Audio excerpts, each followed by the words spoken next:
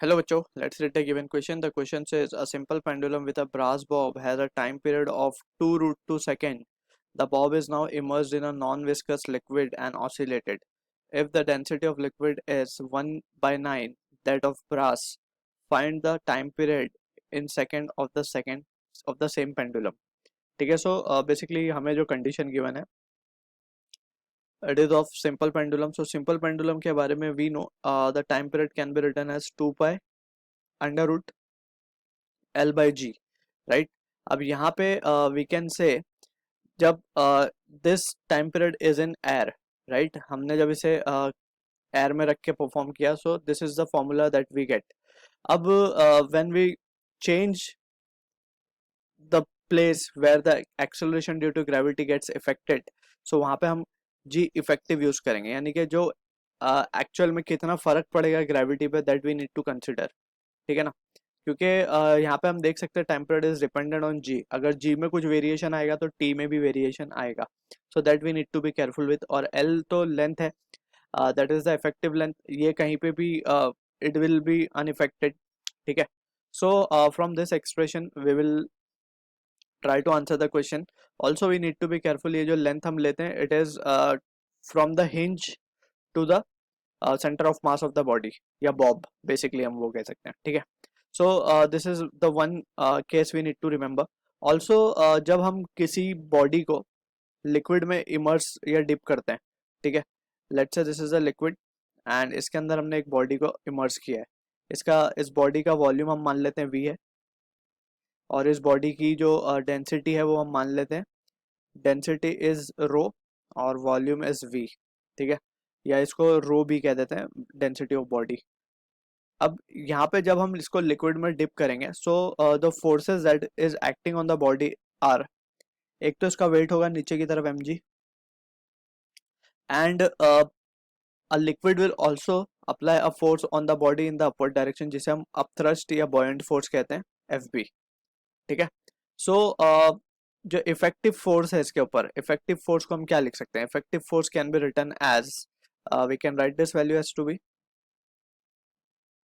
mg minus of buoyant force. अब buoyant force का जो फॉर्मूला आता है, buoyant force is rho v g. अब यहाँ पे we need to be careful. ये जो रो है it is density of liquid, and we जो है volume of the body that is been emerged, और जी तो acceleration due to gravity. So these are the few important thing we need to be clear with. ठीक है. अब from this we are ready to solve the given question. So सबसे पहले तो हमें time period given है when performed in air, so it has been given as 2 √2. so t की value हम ले लेते हैं 2 √2 सेकेंड्स. ठीक है, इसे हम कह देते हैं एक्सप्रेशन नंबर 1. ये गिवन कंडीशन है हमें. अब सेकेंडली जब हमने उसे डिप किया, सो हमें जैसे हमने डिस्कस किया कि एफ इफेक्टिव क्या हो जाएगा हमारा, mg minus of rho of liquid v into g, right. अब यहाँ से we can say F effective को हम क्या लिख सकते हैं, मास तो सेम ही रहने वाला है, इंटू जी में वेरिएशन आएगा, सो हम इसे जी डैश कह देते हैं. ठीक है. और ये हो जाएगा mg माइनस, यहाँ पे also we can say m को हम क्या लिख सकते हैं, डेंसिटी इनटू वॉल्यूम. अब ये डेंसिटी ऑफ बॉडी है, we need to be careful, of volume of body into g.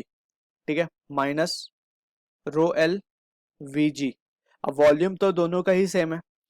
ठीक है ना. इनसाइड द लिक्विड जो भी बॉडी हमने डिप की है, जो बॉब है, उसका वॉल्यूम सेम ही है. ठीक. So we can take v g out as common. So हमारे पास रो वी जी को कॉमन ले लेंगे, सो हमारे पास बचेगा डेंसिटी ऑफ ब्रास. ठीक है, माइनस डेंसिटी ऑफ लिक्विड. अब हमें डेंसिटी ऑफ ब्रास गिवन है, density of liquid is 1/9 that of brass. So ये कंडीशन भी हमें गिवन है. So what we can write is there for mg dash को हम क्या लिख पाएंगे, v into g rho b minus rho b upon 9.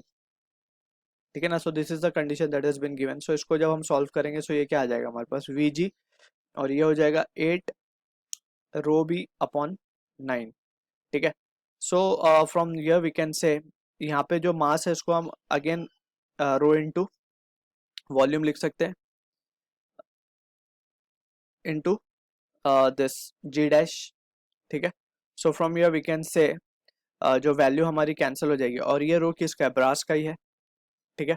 So from this we can say ये टर्म v और ये रो भी कैंसिल आउट हो जाएगा। सो जी डैश हमारे पास क्या आ रहा है, g dash is coming out to be 8g/9 या 9 8/9 into g, right. So from this अब हम क्या लिख सकते हैं, we can write from your जो वैल्यू आएगी हमारे पास जी इफेक्टिव की, अब हम जी डैश लेंगे उसकी जगह पे, राइट। सो टी क्या हो जाएगा हमारे पास, T will now can be written as T dash क्या देते हैं हम इसे, under root of 2 pi under root L upon g effective, यानी जी डैश ये हो जाएगा 8g और 9 ऊपर चला जाएगा। So this is what the expression we are getting. अब यहाँ से ही we can resolve this value further. So हम इसे क्या लिख सकते हैं, we can write this value as to be under root of 9/8 को हम साइड में लिख देते हैं, और 2 pi under root L by g. अब ये जो 2 pi under root L by g है, that is what, that is nothing but it is 2√2। So finally we can say T dash comes out to be 2√2 into 3/2√2। So finally जो time period आएगा वो आएगा हमारे पास 3 seconds। So this is the answer to the question. I hope you understood the solution. All the best.